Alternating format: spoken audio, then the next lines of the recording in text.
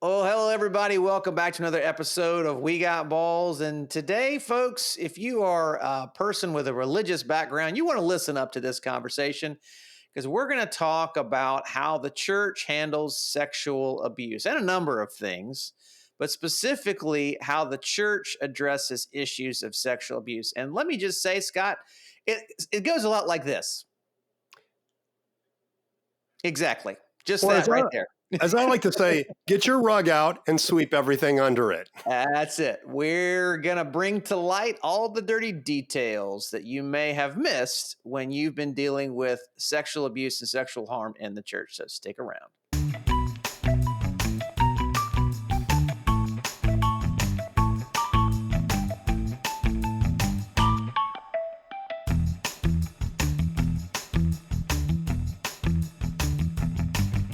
Hey guys, welcome back to We Got Balls. And today, Chris, we're talking about sexual abuse and the church, which sounds like two terms that shouldn't go together, and yet they seem like they're so often paired.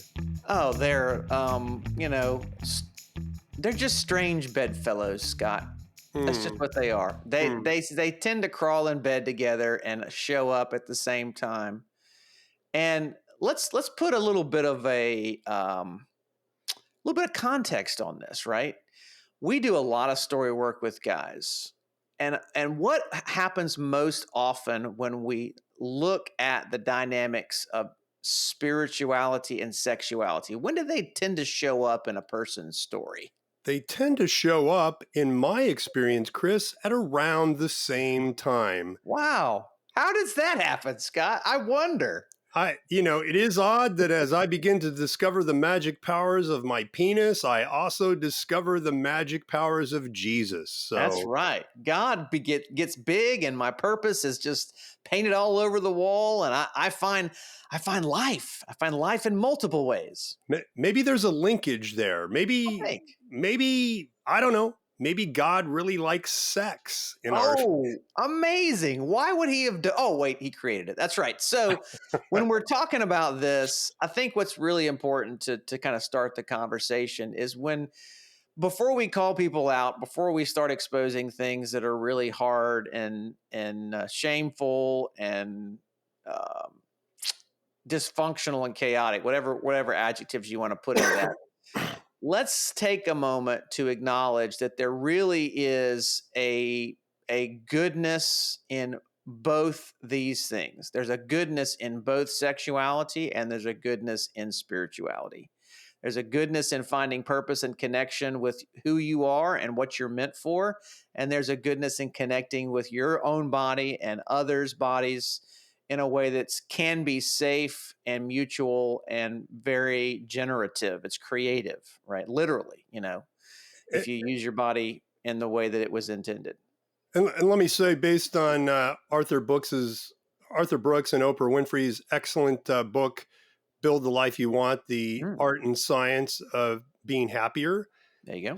Arthur says there are four things that create an overwhelming happier life, right? Like, yes. These things, if you do these far surpass everything else that you can possibly do. There are other things you can do to be happier, but they don't come anywhere close to these four things. Faith, which is a transcendent, he defines as and we do as well, a transcendent connection or purpose, connection, values to something that's bigger than you. Yes. Something that outlasts you. It's a life philosophy rather than an allegiance to principles, right? Yeah, it's a world, like how I approach the world. Yes. Faith, family, friends, and meaningful work. Those four things lead to happier living more than anything else. And so we're not dismissive of faith traditions, and we're not dismissive of somebody having a sense of that transcendent purpose. But so often, as in our family systems, the place where we should feel the safest, our faith community, becomes a source of harm.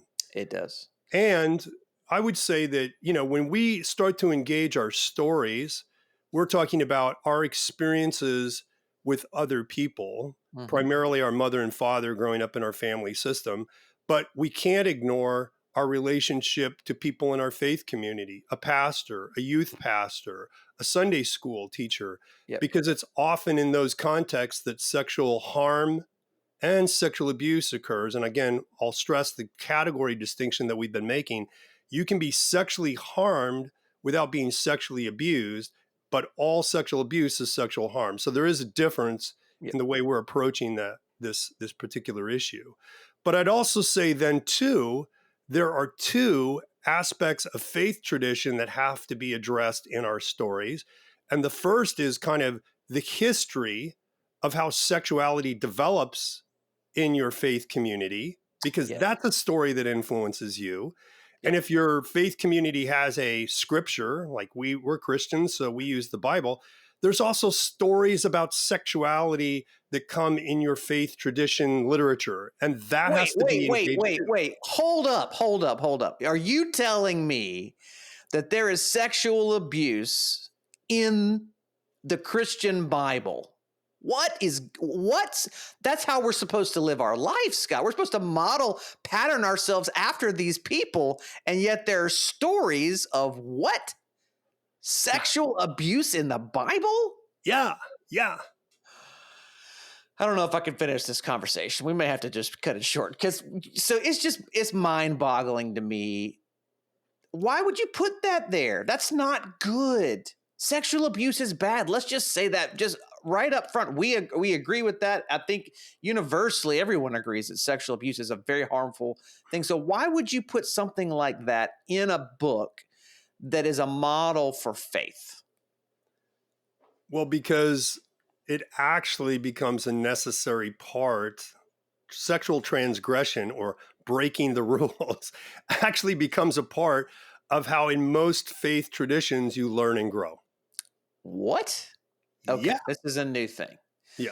So before we dive into your particular story, my particular story, the general stories that we hear about people around sexual abuse, let's dig that up, because I think that pairs nicely with that sexuality and spirituality tension that's being held.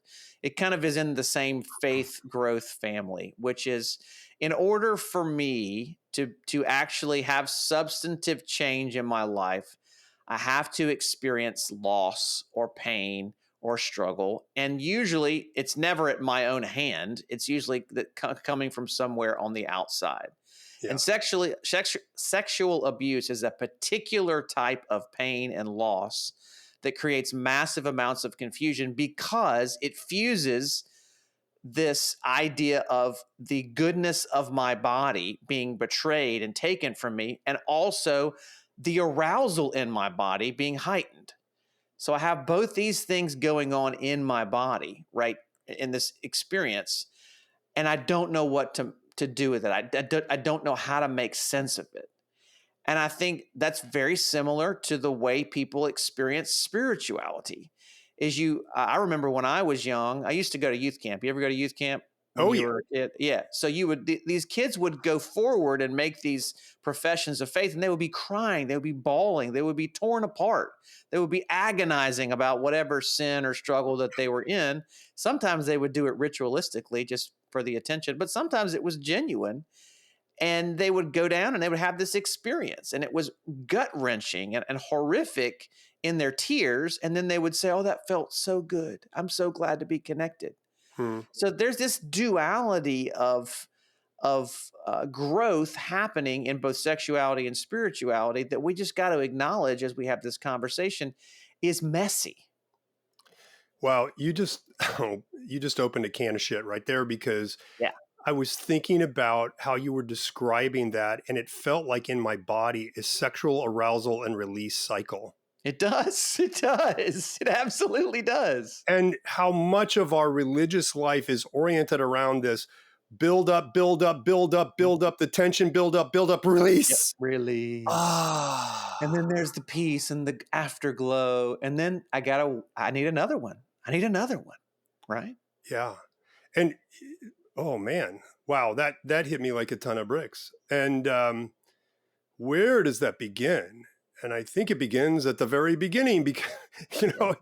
know, let's in our faith tradition, the Christian tradition, Judeo-Christian worldview, you don't get out of the second chapter of the Bible without hearing, for this reason, a man shall leave his father and mother and cleave to his wife, and the two will become one flesh. And this idea of sex as a beautiful and glorious part of paradise is Yes. established right from the start. So, just like our friend Jay Stringer likes to say, in every superhero movie, there's typically a evil genius, Hmm. villain. Hmm. But to be a villain, he has to start off being a genius, He does. right? To be a superhero genius, the Yeah. evil villain, you have to be a genius in the first place. And that's where we're starting out the story of the Bible, in our view, is there's something really good going on here. The man and the woman are naked, they're frolicking, or they've got a job to do, of course, but they're also, you can imagine just the scene is painted for you of they're stopping and having sex in the middle of the day. And Well, it says that they knew one another. And that word of knowledge is the word for sex. It's the intimacy of it. It's sex is the culmination of all the frolicking and the play and the touch and the flirting and the kissing and all the caressing and all the things that create arousal in our bodies. And that's what we were designed in that first part of the scripture, Genesis 1 and 2. We were designed to live in that. And that's how they, like you're saying, it was modeled for us to experience both sexuality and spirituality together holistically. And not only that, the story that's told is that the woman comes out of the man. She's pulled out of his side Yeah. and brought back to him. And there's a rejoining, a Yeah. sense of, completeness that occurs that I think we all know when we've had sexual intercourse. That's what that feels like. It's Yeah. like, ah, Well, I'm the best, I mean, they say the best part of it is the penetration, the initial penetration, because it is the rejoining. It's that spirit, is that reconnection, as you say. The Latin term for sex is what? Sakare, which means to be severed. To be So severed, and so coming back together sexually is the unsevering. So that's how it starts. That's how our narrative starts, and every faith tradition has their own narrative about this. But Mm. I think a lot of them, without having kind of done an exhaustive comparative religion study on this, are saying basically the same kinds of things. They're communicating this truth of there's a wholeness and a sense of belonging and a sense of delight that occurs when we're joined back together. That there's a part of us that feels like home when we put our one piece of our body into another person's body, Yep. and that feels complete, right? That Yep. feels like, Yep. if I could just stay here all the time. So Yep. I like to say to people, man, if you got a problem with orgasm, you are going to hate heaven, because there is nothing on earth that generates more pleasure in the human body and mind than an orgasm, except for meth. Yeah, that's Meth true. generates about a 600 to 700% increase in Yep. dopamine, but an orgasm is right up there. And Naturally, let's call it naturally. Scott, I'm going on a campaign. I'm gonna be emailing all the churches I know, and I want you to preach the sermon "Heaven's Orgasm," and we're gonna get it out there, see what the response is, because I'm sure it'll be well received. yeah, so what are we saying when we say that? We're saying that Yeah. God is a God of pleasure. Like, Yes. he created the orgasm, he created a penis, he created a vagina. He Yep. knows these things go together, and he intends for them to be joyous and pleasurable and beautiful. So Yep. that's the starting point. If you don't start from that, you're going to get really off into the weeds really That's true. quickly. So what we're saying is, when you don't start with the right perspective on sexuality, you're going to get off in the weeds really quickly. And you Yep. see that in our faith tradition, in church history, right? We've talked Oh about yeah. this in the past. Augustine, who was a great theologian in the 4th century, really has some sex problems of himself, He was but a he sex brings, addict, dude. Let's just call it. He was a sex addict. yeah, He found sexuality in his teens and moved in with his girlfriend. he They was called them going to concubines. orgies and having Yeah. all kinds of Oh yeah. sexy stuff going. So, but he brings that shame with Yeah. him into theology that gets Yeah. really influential in the Catholic and Protestant church for 1,000 years or more, Oh yeah. Well, technically 1600 plus. So even today. yeah. So this is why we say you've got to kind of engage. There's those dual stories in a faith tradition about not only the origin stories, but then what gets done with that origin story to apply truth Yep. to Truth. how Yep. we live our lives throughout history. And the sad part about that is once Augustine's message of shame kind of entered the theological community, these discussions about created beauty and goodness kind of got skewed. Yeah. And so rather than the church being a place for exploring your design and your goodness and your connections in a balanced and as healthy as you can be as human beings way, it turned into a morality, purity kind of message, which is basically this: if you're not married, you don't need to be having sex, and you don't need to be talking about sex, and you don't need to be thinking about sex. And if you're married, depending on your tradition, if you're a Catholic, you need to be screwing like bunny rabbits because you need to make as many human beings as possible to fulfill the be fruitful and multiply thought process. And that is the only time you should have sex, is when you're being procreative. Don't enjoy it. Or if you're a later Protestant, you can enjoy it only in marriage, though. And you want to have some kids, not a bazillion kids. And of course, different traditions. You've got the fundamentalist Christian community that's kind of taken up the model of we're going to be like the Catholics and have baseball teams as families and just spread. And you're kind of from that tradition too, because you had a small basketball team I in your do. family. Yeah. I can field at least one half, the Yeah, team. yeah, yeah. You can put five people on the court. It's I'm good. a breeder. It's true. I'm It's proud, true. proud Yeah. of breeding. So, But in the midst of this, right, what happens is in the prioritization of family and sexuality being tied to the institution of the church itself learned to be silent about the harms around sexuality. or pathologizing, True. True. Yeah. right? It's Yeah. one of two approaches. Yep. Either we're going to tell everybody this is bad, bad, bad until it's good, good, good, Yep. and that's the only thing you should do with it, or we're just not going to talk about it. We have a don't ask, don't tell policy on sex, so please do not bring that topic up. So And So what what happens when there's that policy that don't ask, don't tell? There's silence, secrecy, and judgment around sexuality in an environment. well, it becomes a petri dish for sexual harm. Yes, it does. And as our friend Jay Stringer likes to say, if you wanted to be a world-class chef and you went to culinary school and all they did was teach you about how to prevent salmonella, you're not going to get a lot of fine meals in that restaurant, You're not. right? Well put. Well put.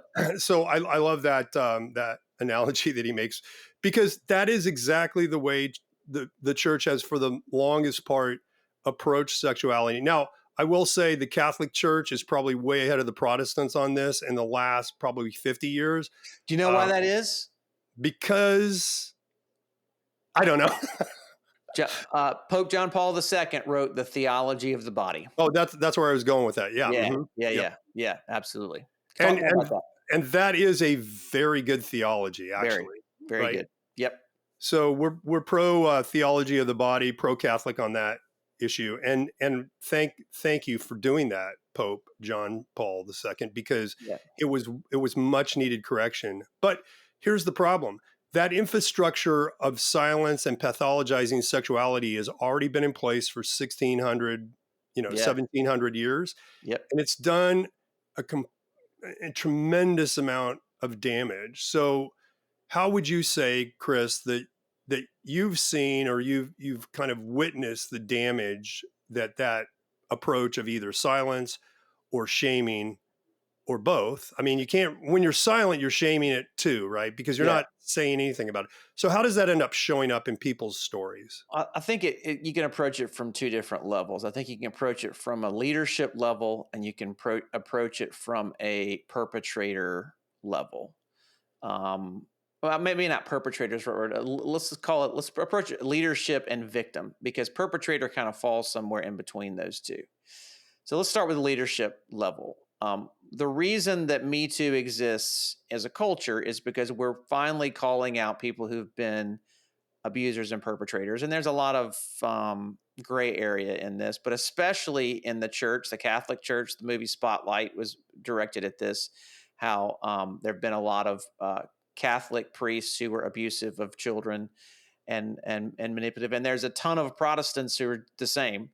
The difference is the Protestant church has yet to do a thorough house cleaning and acknowledge their culpability in allowing certain men who have bought into this lie that keeping it silent is actually going to make sure that nobody knows about it and that it's going to be okay. And we can control the narrative. That silence perpetuates more harm and more abuse in the church. So if we don't deal with this by saying to our leaders, to our pastors, to our priests, where is the place that you can go and talk about your struggles in a way that will not lead to harming and abusing someone else? Oh, listen to the silence on the answer to that question, Yeah. because we hear from faith leaders all the time who say, I have nowhere to go. I ran across your podcast. You Yes. guys are a lifeline to me, Yeah. because we're inviting the conversation when the power structures, and let's be clear about this, there are power structures in every faith community, Yeah. and they become invested in protecting the structure of the institution rather Yes. than the lives of the people that are to be cared for in the institution. So it all becomes about us and them. And that's where you have a perfect breeding ground for sexual harm and sexual abuse in particular to occur, which is why you see it cropping up across the board. It's not just Christians. Yeah. Jewish faith leaders have been accused of abusing their congregants. Mhm. You've had it in other faith traditions, Well, Buddhist and monks, I hate and to say it, it's a legacy in the Islamic community. I mean, that's really part of the tradition itself. So again, nobody's immune. So let's just say that. But the other piece to that, Scott, and let's take it down this road. What does that do to the people who are harmed? What does that do? How do those institutions approach the people who have been victimized and have uh, been the what's the word? Not victim. I keep going the to use that word. recipients. Yeah, the ones that have been the recipients of the harm and the abuse that leaders and people who are in good standing in the institution have perpetrated. So the one word that comes to mind is betrayal Yes. more than anything else, right? Yes. Because and we've talked about this a lot in the sexual abuse of people, that when you are sexually abused, which is either solicited for sexual arousal interactions with another person in some way. Mm-hmm. It doesn't necessarily have to be physical touch. It could be, hey, watch this movie with me, or Yeah. look at these magazine photos. Wow, isn't this arousing? But when that or sexual touch occurs with a faith leader, what you've got is this power structure that's now being used to actively groom and Yes. harm another person sexually. And what that does is it betrays my trust as a follower Mm-hmm. of not only the institution and the leadership in the institution, but God Himself is brought into the equation. Yeah. And there's also this idea that the victim is somehow at fault, that they are culpable in whatever has happened to them. And you see this over and over again in church dynamics, that the woman was dressing provocatively, or she needed to be more appropriate and have better boundaries with the leader of whatever um, uh, environment she was invested in, or the young man needed to act like a man of God and not give in to his baser impulses and say no when the pastor or the youth pastor or the elder or whatever came toward him and tried to fondle his genitals. That Or Yeah, wives, you need to be having sex with your husbands whenever they demand it, because right. you'll cause them to go get the wandering eye and probably have an affair if you're not being sexual with them. And this goes on in so many really Can we just pernicious speak to direction. that? How many times do you think wives have been raped in marriage because of that one ideology? A lot, I think so too. a lot. So, and there is so much toxicity and damage that's being done in the name of God, in the name of the faith tradition, in this kind of behavior.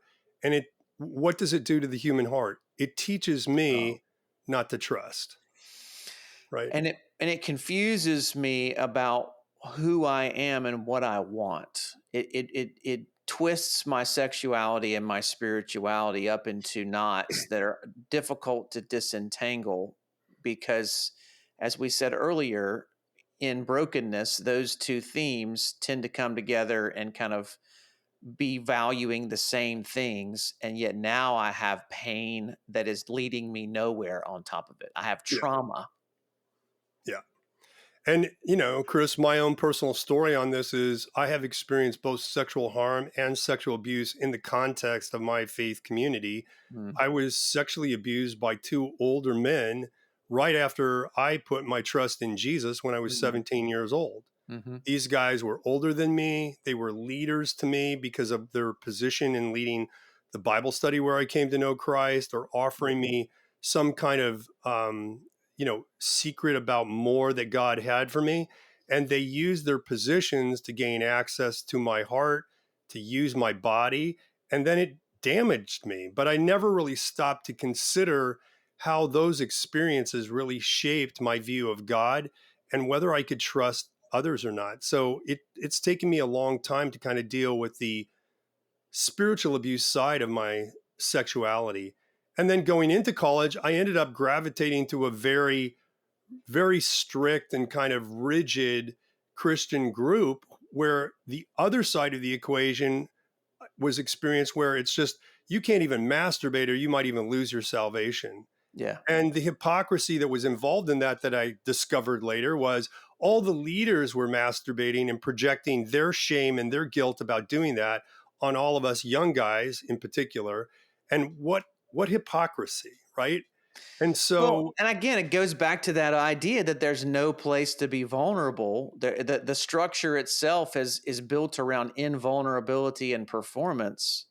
And so, number one, I agree with you, Scott. I'm so sad that you grew up or you came to an environment that you wanted to find hope in, and you did find hope in, and yet almost immediately it was turned against you and weaponized and taken you back to a place of bondage.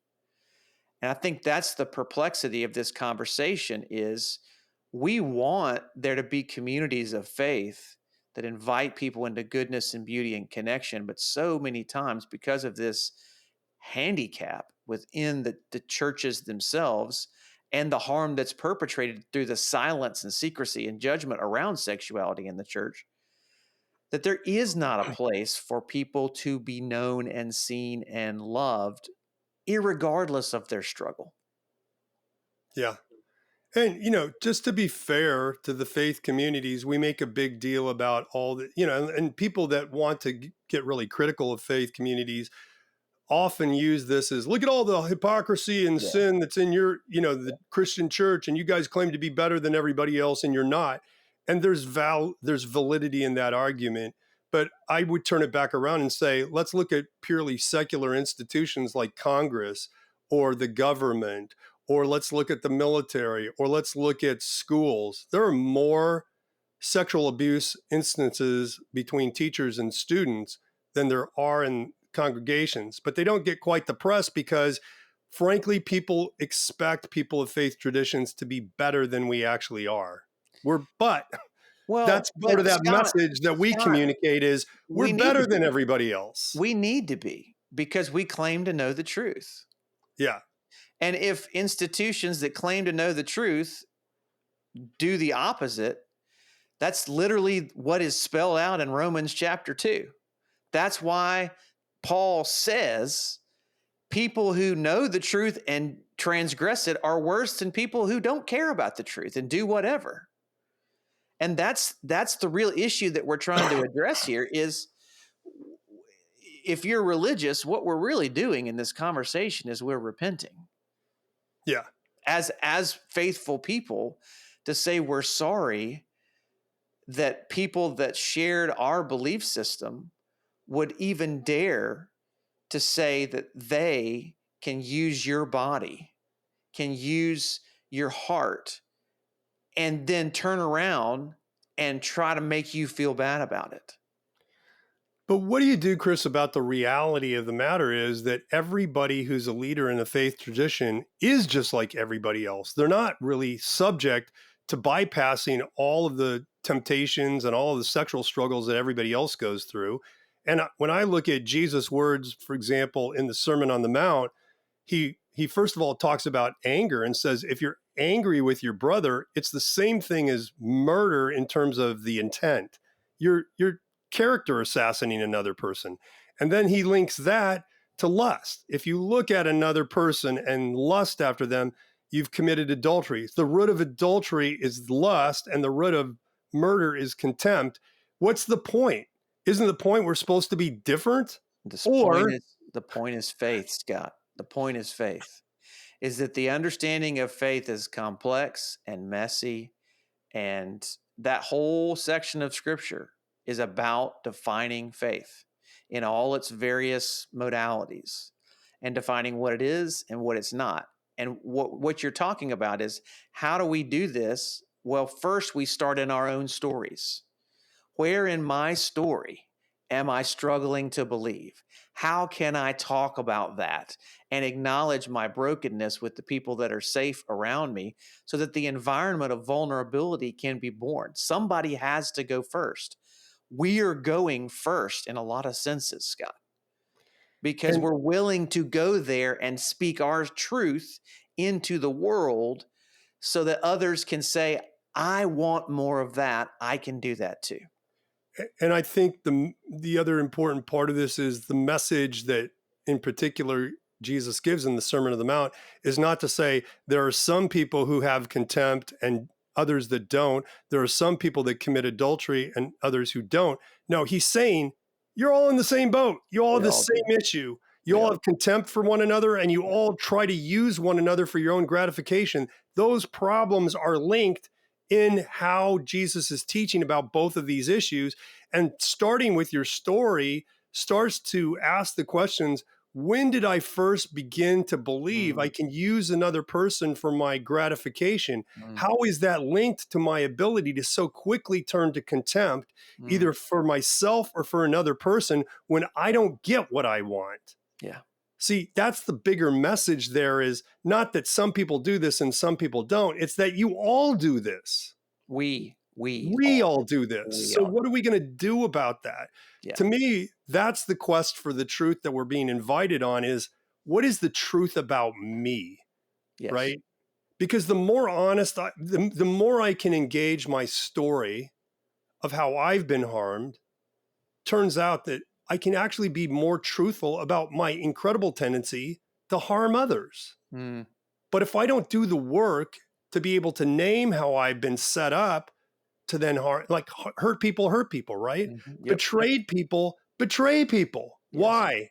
Yes. Because when I grow up in a home where I am ritualistically betrayed by my mother and father, or by my leaders in my faith community, or a teacher or a priest, I am being taught how to betray. Yes. And guys, we are not here to fix this. We are merely here to invite you to a middle path that says there are people who are hypocrites and they teach things that are supposed to be true, and then they go out and they murder and they rape people with their heart, in their hearts, and sometimes their bodies. And there's a whole other group of people who says, well, fuck that. We don't need anything. We don't need any principles. We don't need any rules in life. We're going to go do whatever makes me feel happy. And I'm just going to go throw my body to the wind and find some semblance of joy or peace or pleasure somewhere in the world, and that'll be my God. There's a middle ground. the middle ground that can address a number of issues, specifically this issue of sexual abuse in the church, is to say just what Scott said. I have a story to tell that I need to confess it and begin to speak into it and invite others to see me and love me as I was intended to be seen and loved. And as we do that over time, that's Scott, I can't stress that enough. Haven't you seen the fruit of this over time in many people's lives? Oh, all the time. And I think that's the piece that we miss is we're looking for a answer that will solve the problem today. There are no answers to solve the problem today because the purpose of your life is not to be perfect and to get everything right. It's to grow and to learn to connect and be with yourself, others, and God. So as we say all of that, we want to change our direction 1% at a time. You ever get told the 180-degree rule? You know, I want to do that's bullshit. 1 degree. 1 degree. So today in this conversation, what anger do you have that you need to express? Where's in your story did someone take advantage of you? Where may you have been hurt and turn around and hurt someone else? What part of your faith community has used you and manipulated you and discarded you? And where have you in your journey of faith done the same to others?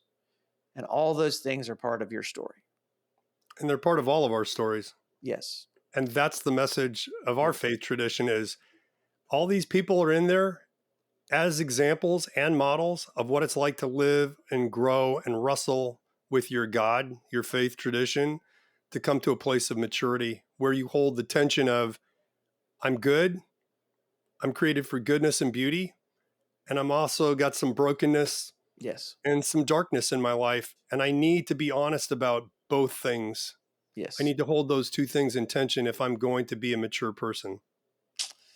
So if you want to sit with us some more, there's opportunities to do that in the notes below. You can connect in person or virtually, and we'll always connect with you Fridays on YouTube, on our YouTube channel, Fridays at 11 a.m. Central. So show up and be a part of our lives there and watch us engage with some of these questions. And more than that, Scott, I just want to say I'm grateful for the time we have together, but at the same time, I also grieve the wounds, your wounds in particular, and the wounds of myself and many others who have been a part of churches, and we've been hurt. And I've also done some hurting myself as a person who tried to represent truth and need to continually repent. This is a process, but we can only do that as we walk together like we do right here on We Got Balls. Scott, sometimes when I'm scrolling through my YouTube feed, I click on a subscriptions tab. You ever have that subscriptions tab in the corner? I do, Chris, and I highly encourage people to use it when it shows up. Actually, I find our show in my subscriptions tab. We Got Balls. I find it's very helpful. As you should. As everybody who listens to We Got Balls should subscribe, and so they can find it in their subscription tab as well. Because that's exactly what I did. I just clicked that little bell button, and I clicked follow, and I was there. And so now I get all the updates every time a show drops, which is ironic because, I'm the one that drops a lot of the shows. But hey, it's exciting to see the little red button that goes, hey, you can listen to We Got Balls too. I always feel special when that happens.